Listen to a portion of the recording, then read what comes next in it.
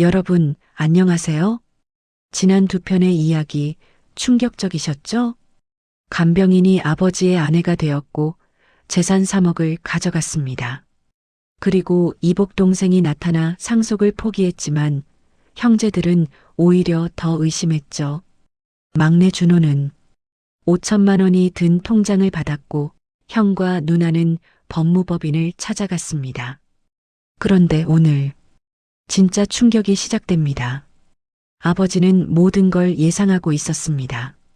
자식들이 싸울 것도, 서로를 고소할 것도, 그리고 누가 끝까지 남을지도. 아버지는 죽어서도 자식들을 시험하고 있었습니다. 과연 이 시험의 끝은 어디일까요? 그리고 합격하는 사람은 있기는 할까요? 오늘도 영상 재미있게 보시면 구독과 좋아요 꼭 눌러주세요. 알림 설정까지 해두시면 이 가족의 마지막 결말을 함께 보실 수 있습니다. 그럼 시작하겠습니다. 2025년 12월 중순 아버지 김만수의 장례를 치른 지 딱 2주가 지난 어느 월요일 아침이었습니다. 막내 준호는 평소처럼 7시에 일어나 출근 준비를 하고 있었습니다. 거실에서 뉴스가 흘러나오고 부엌에서는 아내 수진이 아침 식사를 준비하는 소리가 들렸습니다. 평범한 아침처럼 보였습니다. 그때 휴대폰 벨이 울렸습니다. 문자 메시지였습니다. 준호는 넥타이를 매다 말고 휴대폰을 집어들었습니다.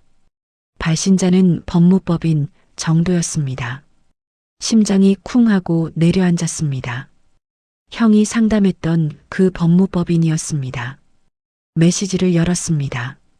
수신 김준호님, 귀하를 피고로 하는 유언 무효 확인의소 소장을 금일 중 서울중앙지방법원에 접수할 예정임을 사전 통지합니다.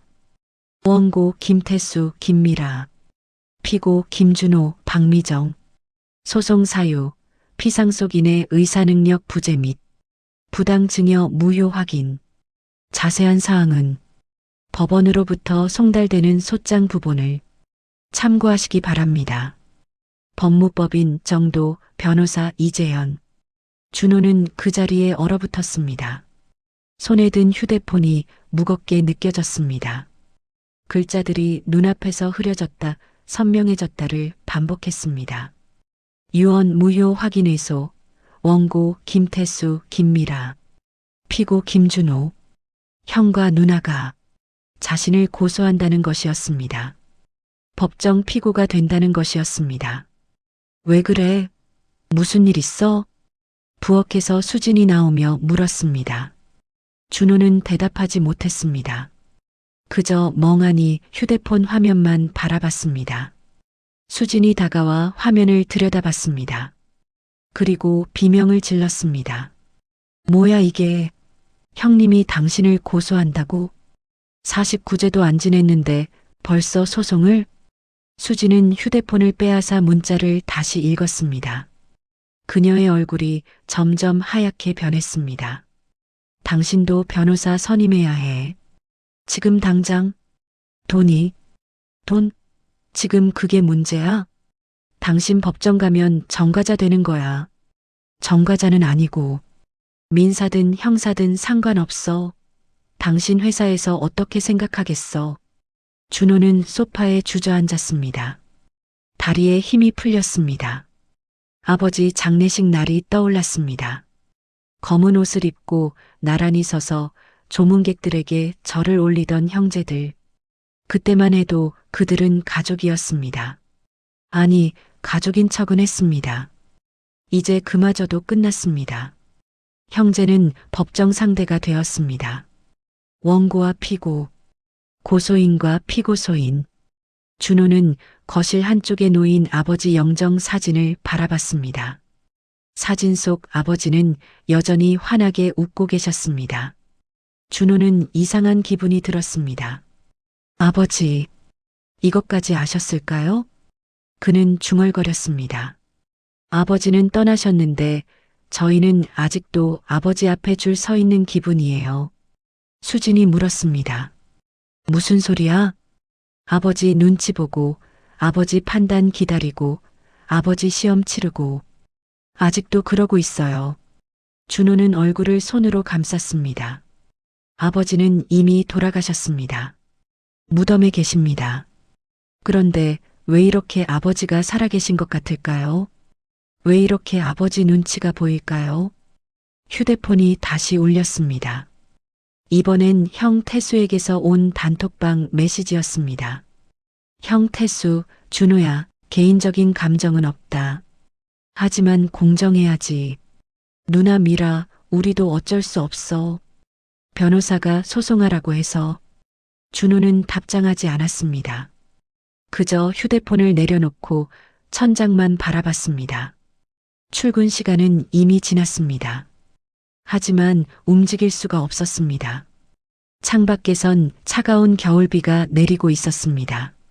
아버지는 떠나셨습니다만 형제들은 아직도 아버지 앞에 줄 서 있었습니다. 아버지의 눈치를 보고 아버지의 판단을 기다리고 아버지의 시험을 치르고 있었습니다. 같은 날 오전 노원구 아파트. 박미정은 혼자 아버지의 유품을 정리하고 있었습니다. 이미 대부분은 정리가 끝났지만 서재만은 차마 손을 대지 못하고 있었습니다. 아버지가 마지막까지 시간을 보내던 공간이었습니다. 책상, 의자, 책꽂이. 모든 게 아버지의 체온을 기억하고 있는 것만 같았습니다. 미정은 깊게 숨을 들이쉬고 책상 서랍을 열었습니다. 펜, 안경, 오래된 사진들, 그리고 낡은 수첩 하나. 검은색 가죽 표지의 작은 수첩이었습니다. 이전에 공개했던 일기장과는 다른 것이었습니다. 표지에는 아무것도 적혀 있지 않았습니다. 미정은 조심스럽게 첫 페이지를 펼쳤습니다. 빼곡한 필기가 보였습니다. 아버지의 글씨였습니다. 뇌졸중 이후 왼손으로 쓴 듯 삐뚤빼뚤했지만 읽을 수는 있었습니다. 2024년 5월 2일 태수가 말했다. 아버지 요양원 알아봤어요. 시설 좋은 데 있대요. 내가 집에서 살고 싶다고 하자 한숨 쉬더라. 얘기 끝나자마자 미라한테 전화하는 소리 들렸다. 아버지가 고집 부리신데 라고 하더라. 미정은 가슴이 먹먹해졌습니다. 다음 페이지를 넘겼습니다. 2024년 6월 15일 미라가 왔다. 캐나다 집 계약금 얘기하면서 아버지, 이 아파트 시세가 얼마예요? 물어봤다. 나 살아있는데 집 팔 생각하나? 2024년 7월 20일 준호 마누라, 내가 화장실 갈 때마다 한숨 쉰다. 안 들리는 줄 아나? 거실까지 다 들린다. 2024년 8월 5일 태수 또 돈 달라고 했다. 사업 자금으로 8천만 원 줬는데 또 5천 달란다. 거절하니까 화내면서 나갔다. 2주간 연락 없었다. 미정은 눈물을 닦으며 계속 읽었습니다. 페이지마다 아버지의 외로움과 서운함이 배어 있었습니다. 2024년 9월 3일 은비가 찾아왔다. 처음으로 나를 아버지라고 불렀다. 목소리가 떨리더라. 나도 떨렸다. 35년 만이다. 2024년 10월 12일 준호 전화로 요양원 상담하는 거 몰래 들었다. 마누라가 힘들어하나 보다. 그래도 끊지 않고 나를 모셨다. 고맙다. 미정은 마지막 페이지에 도달했습니다. 그곳엔 이렇게 적혀 있었습니다. 이걸 본 사람이 진짜 가족이다. 그런데 이상했습니다. 분명 다음 페이지가 있어야 하는데 찢겨져 있었습니다. 깔끔하게 잘라낸 흔적이 역력했습니다. 미정은 수첩을 이리저리 살펴봤습니다. 확실히 한 장이 사라져 있었습니다. 누가 이걸 찢어간 거지? 미정은 생각에 잠겼습니다. 이 수첩은 서재 책상 서랍 깊숙한 곳에 있었습니다. 평소에는 잠겨있는 서랍이었지만 장례 기간 동안에는 열어두었습니다. 가족들이 유품을 정리하도록. 장례 기간 동안 이 집에 드나든 사람들. 태수, 미라, 준호, 그리고 며느리들. 특히 태수의 아내 은희는 정리를 도와준다며 거의 매일 왔었습니다. 서재에도 여러 번 들어왔습니다. 혹시 은희가? 미정은 수첩을 꼭 쥐었습니다. 사라진 페이지에는 무엇이 적혀 있었을까요? 왜 누군가는 그 페이지를 찢어갔을까요? 그녀는 수첩을 다시 서랍에 넣었습니다. 그리고 휴대폰을 꺼내 변호사 김진우에게 전화를 걸었습니다. 변호사님, 가족들 다시 모을 수 있을까요? 보여드릴 게 하나 더 있습니다. 전화 너머로 변호사의 한숨소리가 들렸습니다. 또 뭐가 나왔습니까? 아버님 수첩이요. 그런데 누군가 페이지를 찢어갔어요. 알겠습니다. 내일 모이도록 하겠습니다. 전화가 끊겼습니다. 미정은 창밖을 바라봤습니다. 겨울 하늘이 잔뜩 흐렸습니다. 곧 눈이 올 것 같았습니다. 아버지의 수첩에는 2년간의 관찰 기록이 빼곡히 적혀 있었습니다. 하지만 마지막 페이지는 누군가에 의해 찢겨져 사라졌습니다. 그 페이지에는 대체 무엇이 적혀 있었을까요? 다음 날 오후 2시 변호사 사무실. 김진우 변호사의 회의실에 가족들이 하나둘 모여들었습니다. 장남 태수가 가장 먼저 도착했습니다. 그는 정장 차림이었고 옆엔 아내 은희가 함께였습니다. 장녀 미라는 10분 늦게 도착했습니다. 막내 준호는 가장 마지막에 들어왔습니다. 눈 밑에 다크서클이 짙었습니다. 박미정과 은비는 이미 자리에 앉아 있었습니다. 모두가 자리에 앉아 변호사가 입을 열었습니다. 오늘 급하게 모신 이유가 있습니다. 고 김만수 씨께서 남기신 문서가 하나 더 있습니다. 태수가 팔짱을 꼈습니다. 또요? 도대체 몇 개를 남기신 거예요? 이번 건 중요합니다. 유언 공증과는 별도로 조건부 특약을 남기셨습니다. 조건부 특약? 미라가 되물었습니다. 변호사는 서류 한 장을 테이블 중앙에 놓았습니다. 공증 도장이 선명하게 찍힌 문서였습니다. 제목은 사후 분쟁 발생 시 추가 조치 사항입니다. 읽어드리겠습니다. 변호사가 서류를 들고 읽기 시작했습니다. 본인 김만수는 사망 후 상속 관련 분쟁 발생 시 다음과 같이 조치할 것을 공증인 입회하에 선언한다. 제1조 본인 사망 후 3개월 이내 유언에 대한 법적 소송이 제기될 경우 소송 제기자는 유언장상 모든 상속 내용에서 제외된다. 태수의 얼굴이 굳었습니다. 제2조 제외된 금액 및 재산은 전액사회복지법인 은빛 나눔에 추가 기부한다. 제3조 본 조항은 법적 구속력을 가지며 2024년 10월 1일 공증 완료되었다. 순간 회의실이 정적에 휩싸였습니다. 태수가 벌떡 일어났습니다. 이게 무슨 소리예요? 우리 소송 걸면 한 푼도 못 받는다고요? 변호사가 침착하게 대답했습니다. 정확히는 원래도 받으실 게 없으셨습니다만. 그럼 더 문제잖아요. 미라가 끼어들었습니다. 그럼 우리 소송 취하해야 해요? 그건 선택하실 문제입니다. 다만 변호사가 다음 페이지를 넘겼습니다. 제4조가 있습니다. 제4조 만약 사망 후 3개월간 법적 분쟁 없이 가족 간 대화로 해결할 경우 비밀 예금 계좌 1억 원을 법정 상속인들에게 균등 분배한다. 모두가 숨을 죽였습니다. 1억 원? 준호가 조심스럽게 물었습니다. 네. 고인께서 별도로 보관하고 계시던 예금입니다. 3개월 평화 유지 시에만 공개됩니다. 태수와 미라가 서로를 쳐다봤습니다. 은희가 남편의 팔을 잡아당겼습니다. 변호사가 계속 읽었습니다. 제5조 3개월 기한은 사망일로부터 기산하며 2025년 2월 28일까지다. 제6조 본 조건의 목적은 가족 간 화해와 대화 유도에 있다. 변호사가 서류를 내려놓았습니다. 마지막 문장입니다. 싸우면 싸울수록 남는 돈은 아무도 가져가지 못한다. 하지만 참으면 모두에게 기회가 있다. 선택은 너희들 몫이다. 아버지 김만수. 회의실은 정적에 휩싸였습니다.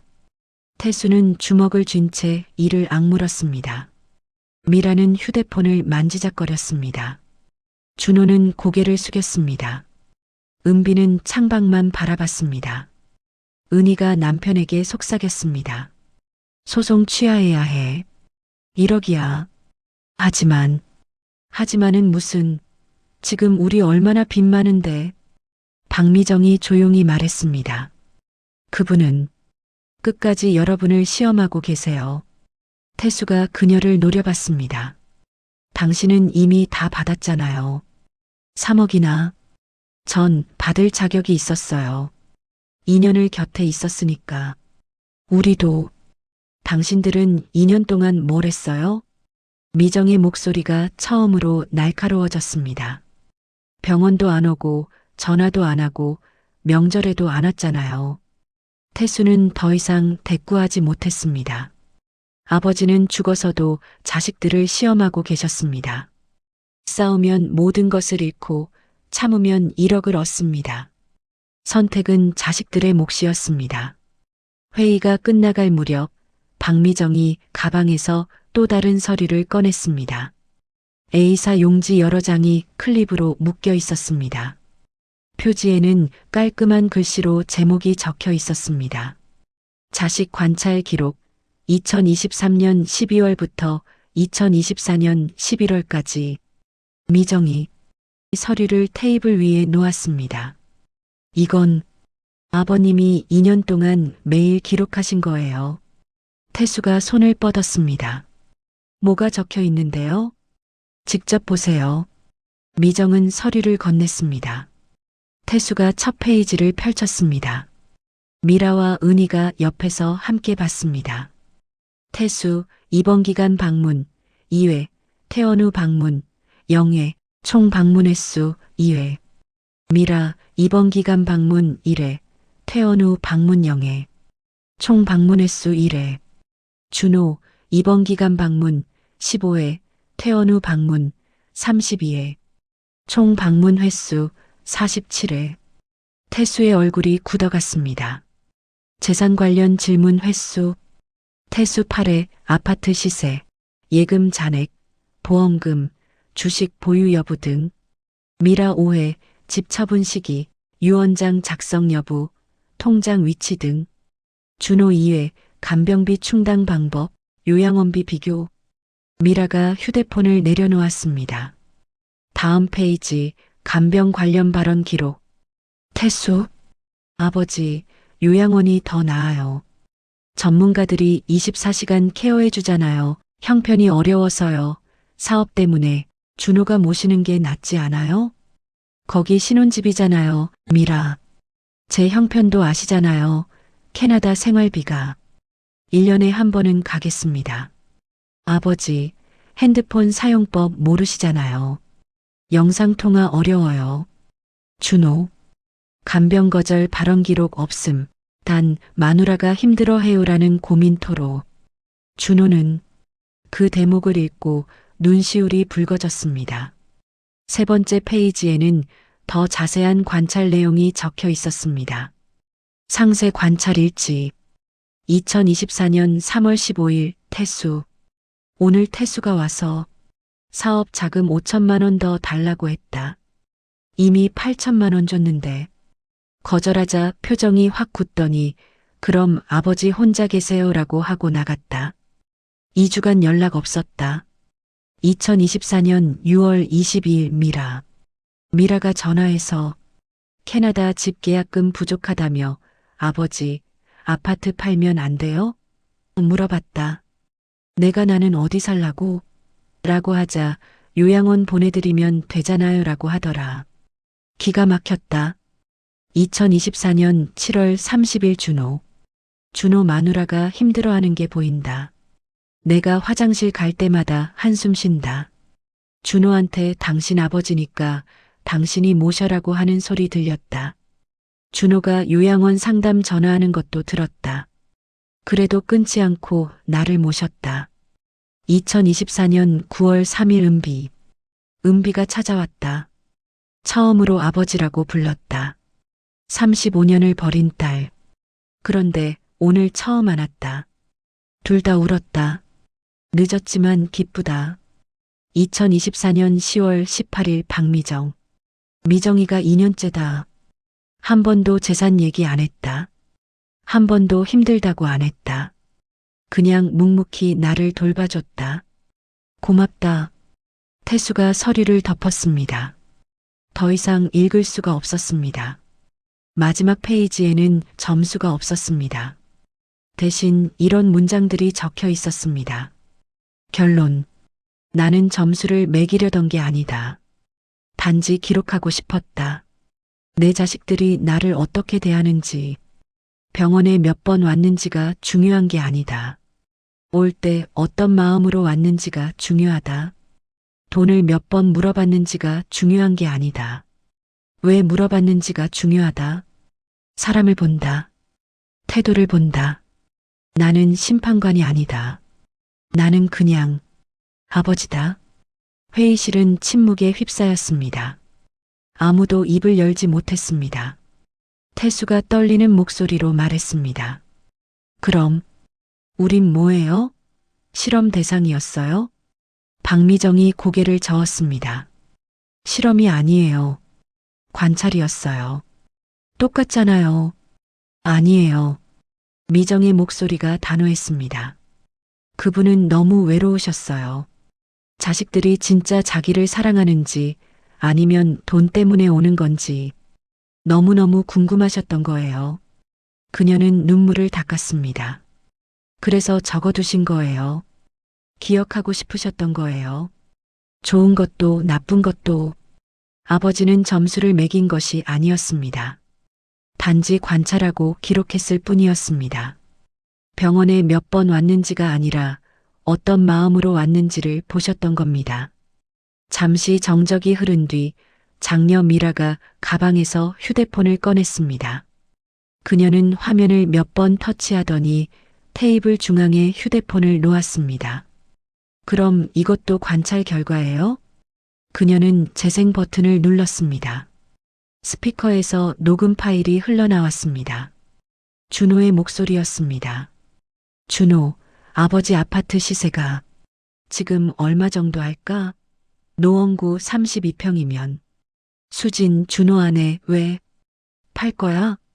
준호, 아니, 그게 아니라. 나중에 요양원 가시면 비용 계산해야 하잖아. 수진, 요양원비가 한 달에 300씩 나간대. 1년이면 3,600, 2년이면 준호. 알았어. 내가 알아볼게. 아파트 처분도 생각해봐야 할지. 녹음이 끝났습니다. 모든 시선이 준호에게 쏠렸습니다. 태수가 냉소를 흘렸습니다. 역시 넌 착한 척만 했던 거구나. 우리랑 똑같잖아. 준호는 고개를 들지 못했습니다. 손이 떨렸습니다. 미라가 말했습니다. 넌 2년 모셨다고 자랑했잖아. 근데 너도 결국 재산 생각하고 있었네? 누나. 뭐, 변명이라도 할 거야? 준호는 한참을 침묵했습니다. 그리고 천천히 고개를 들었습니다. 맞아요. 나도 물어봤어요. 태수가 팔짱을 꼈습니다. 그럼 넌 우리랑 다를 게 뭐야? 이유요. 뭐? 준호가 그들을 바라봤습니다. 저는 아버지를 요양원에 보내고 싶지 않았어요. 진짜로요. 거짓말 아니에요. 준호의 목소리가 떨렸습니다. 집에서 모시려니까 돈이 너무 많이 들었어요. 간병인 박미정 씨 월급이 한 달에 200만 원. 병원비, 약값, 기저귀, 영양제. 다 합치면 한 달에 거의 300만 원씩 나갔어요. 그는 고개를 떨구었습니다. 저희 월급으로는 감당이 안 됐어요. 마누라가 매일 힘들다고 했어요. 그래서 아버지 재산이 얼마나 있는지 알아야 했어요. 그럼 팔려고 했던 거잖아. 아니에요. 준호가 처음으로 목소리를 높였습니다. 저는 비교하려고 했어요. 요양원비랑 집에서 모시는 비용이랑. 그는 눈물을 닦았습니다. 요양원은 한 달에 300만 원. 집에서 모시는 것도 한 달에 300만 원. 비용은 똑같았어요. 그런데 준호가 그들을 똑바로 쳐다봤습니다.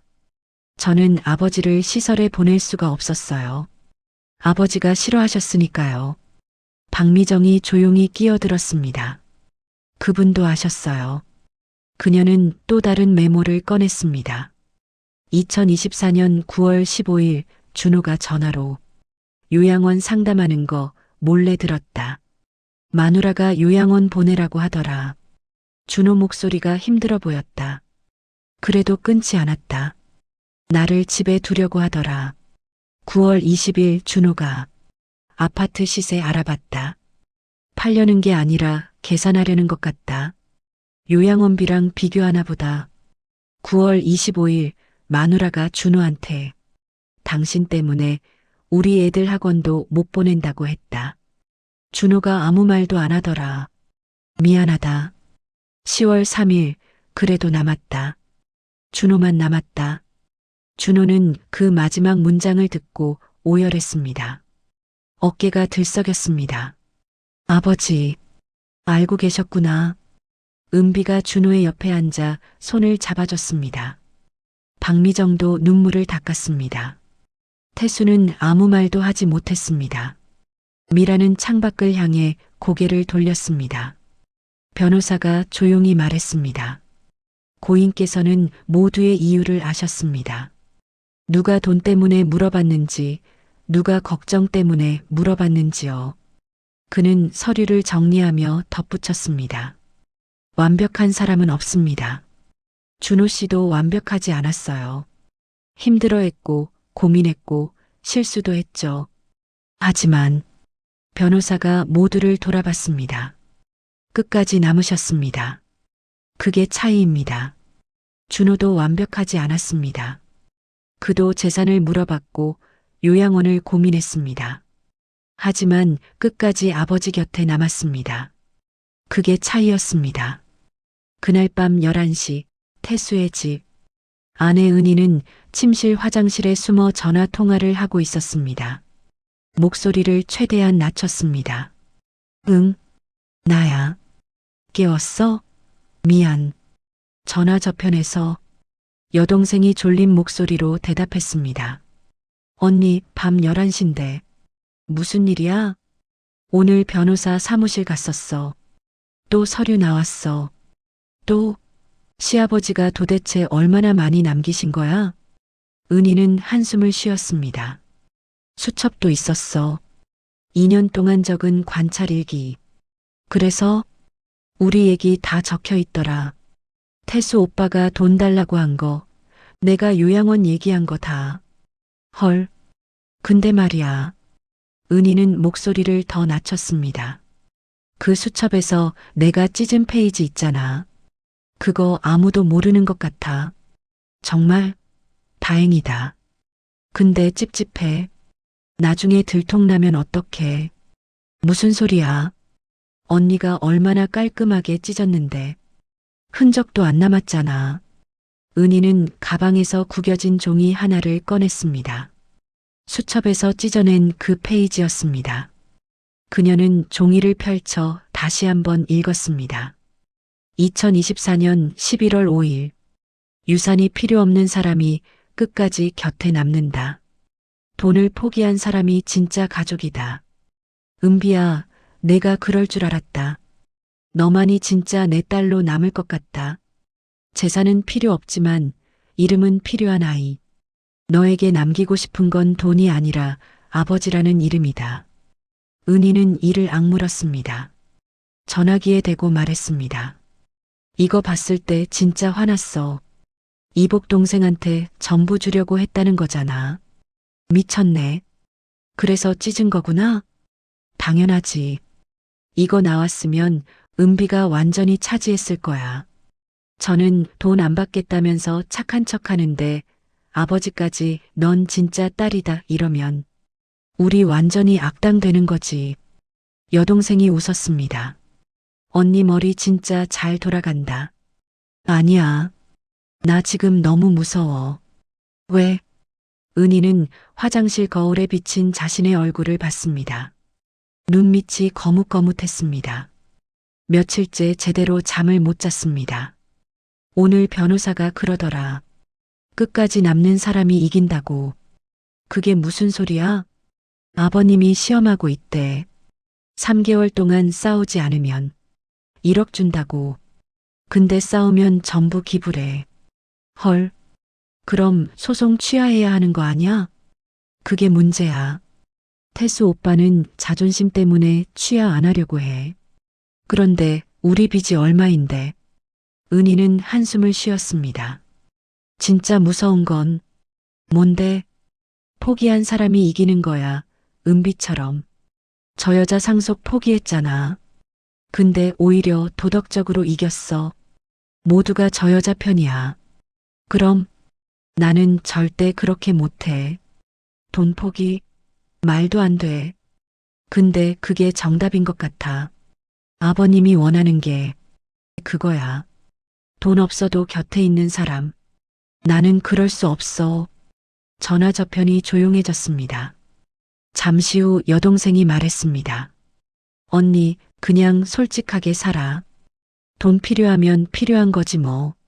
착한 척 할 필요 없잖아. 근데 그럼 지는 거야. 이기고 지는 게 뭐가 중요해. 언니 인생 언니가 사는 건데. 은희는 대답하지 않았습니다. 전화를 끊고 종이를 다시 구겼습니다. 그리고 변기에 넣고 물을 내렸습니다. 종이가 빙글빙글 돌며 사라졌습니다. 이제 증거는 없어. 아무도 모를 거야. 그러나 가슴 한구석이 답답했습니다. 찢어진 페이지의 주인은 며느리 은희였습니다.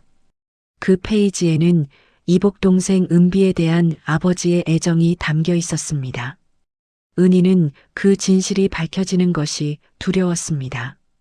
3일 후 토요일 오전 박미정은 가족들을 다시 집으로 불렀습니다. 태수는 처음엔 거절했지만 미정이 마지막입니다라고 하자 마지못해 왔습니다. 미라도, 준호도, 은비도 모두 모였습니다. 거실 소파에 둘러앉은 가족들. 박미정은 노트북을 거실 테이블에 놓았습니다. 마지막으로 들려드릴 게 있어요. 태수가 짜증 섞인 목소리로 말했습니다. 또 뭐예요? 이제 그만 좀 해요. 아버님 목소리예요. 뭐? 미정이 노트북 화면을 돌렸습니다. 오디오 파일이 하나 떠 있었습니다. 녹음 날짜는 2024년 11월 23일. 아버지가 돌아가시기 일주일 전이었습니다. 이거 언제 녹음하신 거예요? 준호가 물었습니다. 제가 모르게 혼자 녹음하셨어요. 서재에서 핸드폰 녹음 기능 쓰신 것 같아요. 미정은 마우스를 재생 버튼 위에 올렸습니다. 들으실 준비 되셨어요? 아무도 대답하지 않았습니다. 미정은 재생 버튼을 눌렀습니다. 스피커에서 잡음 섞인 소리가 흘러나왔습니다. 기침 소리, 그리고 아버지의 목소리. 캑캑, 녹음되는 거 맞나? 애들아, 아빠다. 준호가 눈을 감았습니다. 은비는 입술을 깨물었습니다. 이 목소리 듣고 있다는 건 너희가 싸우고 있다는 뜻이겠지. 미안하다. 아빠가 너희를 시험한 것 같아서. 태수가 주먹을 쥐었습니다. 근데 말이야. 아빠는 너무 궁금했어. 너희가 진짜 가족인지, 돈 때문에 모인 가족인지, 아니면 진짜 서로를 생각하는 가족인지. 숨소리, 기침소리. 요양원 가고 싶지 않았어. 무섭거든. 낯선 곳. 그런데 너희 중 아무도 집에 모시겠다고 안 했어. 준호만 했지. 그것도 마누라 눈치 보면서. 준호의 눈에서 눈물이 흘렀습니다. 그때 알았어. 아, 나는 이제 짐이구나. 돈 주는 ATM기가 아니라 돈 드는 짐. 미라가 고개를 떨구었습니다. 그래서 시험하기로 했어. 치매 흉내 내고 바보처럼 굴고 너희가 어떻게 나오나 보려고. 결과는 긴 침묵. 태수는 요양원 보내자고 했고 미라는 집 팔자고 했고 준호는 힘들어하면서도 끝까지 남았어. 은비는 35년 만에 아버지라고 불러줬고 미정이는 2년 동안 한 번도 돈 얘기 안 했어. 박미정이 눈물을 닦았습니다. 만약 지금 너희가 싸우고 있다면 그건 아빠가 진 거다. 아빠가 너희를 잘못 키운 거야. 태수가 얼굴을 손으로 감쌌습니다. 하지만 목소리가 떨렸습니다. 끝까지 누군가 남는다면 그 사람에게만 나는 아버지다.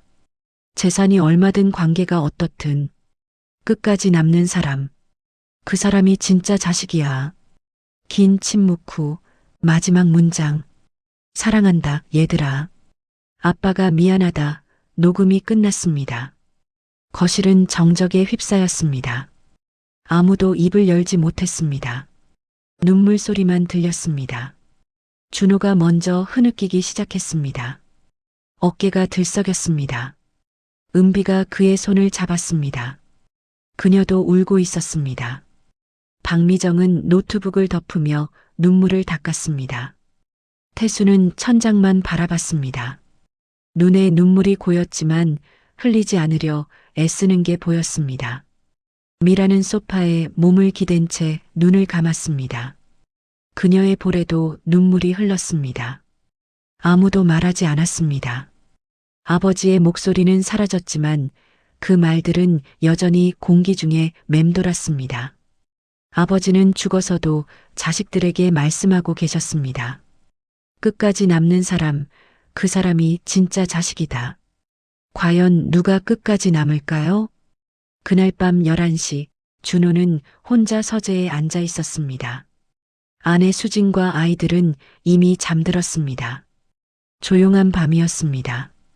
책상 위엔 아버지 영정 사진이 놓여 있었습니다. 그리고 그 옆에 통장, 4,800만 원이 든 통장, 2년 간병의 대가, 아버지가 매달 200만 원씩 적립해준 돈, 준호에게만 남긴 유일한 위로. 준호는 통장을 집어들었습니다. 무게가 느껴졌습니다. 돈의 무게가 아니라 아버지의 마음의 무게. 그는 통장을 펼쳤습니다. 입출금 내역을 하나하나 살펴봤습니다. 2023년 12월 1일 입금 200만 원.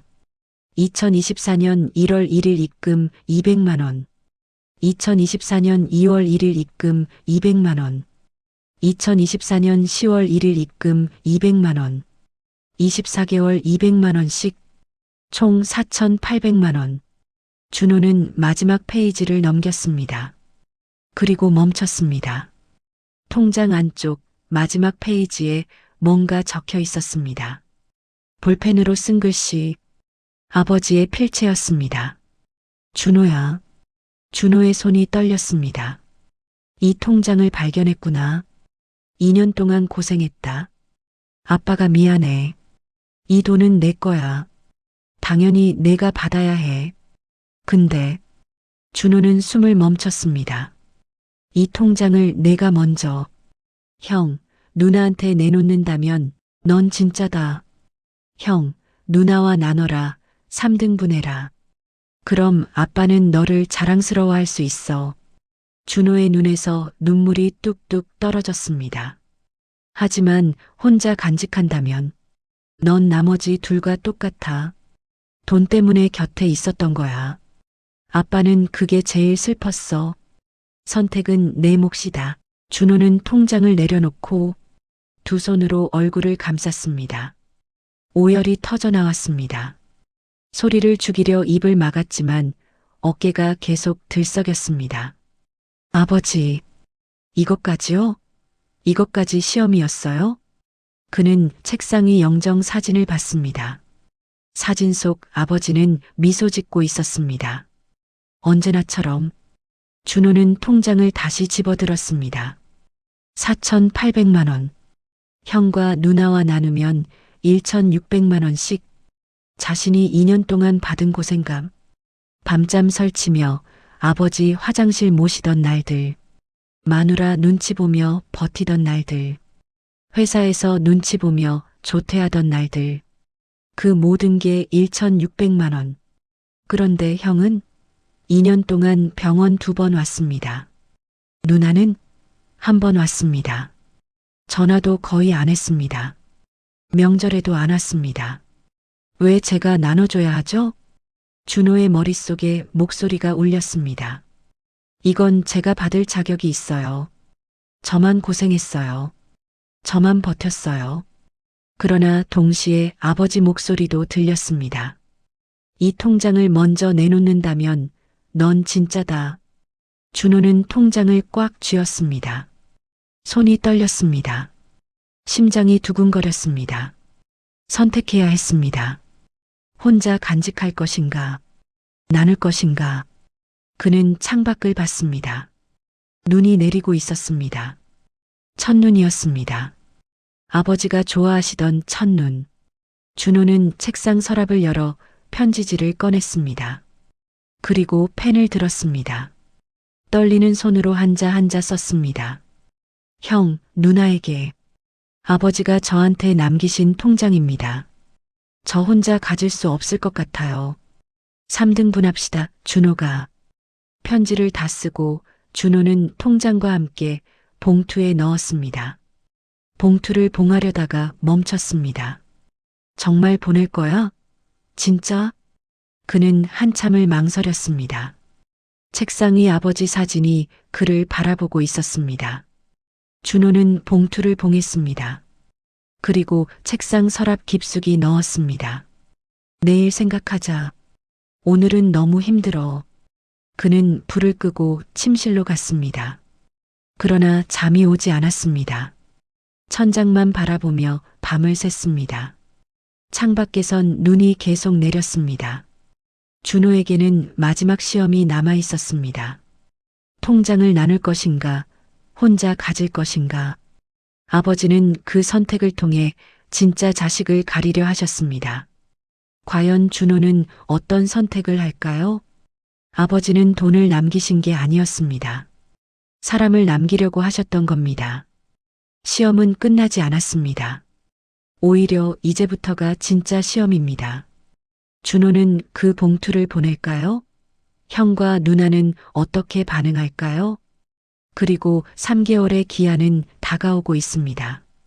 과연 누가 끝까지 남을까요? 여러분, 오늘 이야기 어떠셨나요?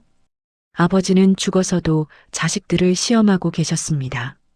싸우면 돈은 기부되고 참으면 1억이 추가로 주어집니다. 그리고 막내 준호에게 남겨진 마지막 쪽지. 이 통장을 먼저 내놓는다면 넌 진짜다. 과연 준호는 어떤 선택을 할까요? 댓글로 여러분의 생각을 들려주세요. 준호는 통장을 내놓아야 할까요? 아버지의 시험, 정당한가요? 여러분이라면 어떻게 하시겠어요? 구독과 좋아요, 알림 설정 꼭 부탁드립니다. 여러분의 한 번의 클릭이 다음 이야기를 만드는 힘이 됩니다. 다음 화에서는 드디어 3개월의 기한이 다가옵니다. 형제들은 평화를 유지할 수 있을까요? 아니면 결국 법정으로 갈까요? 그리고 며느리가 찢어버린 그 페이지의 진실이 밝혀집니다. 다음 이야기도 기대해 주세요. 감사합니다. 다음 화 예고. 3개월의 평화, 그리고 마지막 선택. 3개월 기한이 하루 앞으로 다가왔습니다. 형제들은 서로를 피하며 살아왔습니다. 그런데 그날 변호사에게서 전화가 왔습니다. 추가 재산 1억. 사실은. 그리고 준호가 드디어 결심했습니다. 형, 누나 이거 받으세요. 가족의 마지막 시험이 시작됩니다.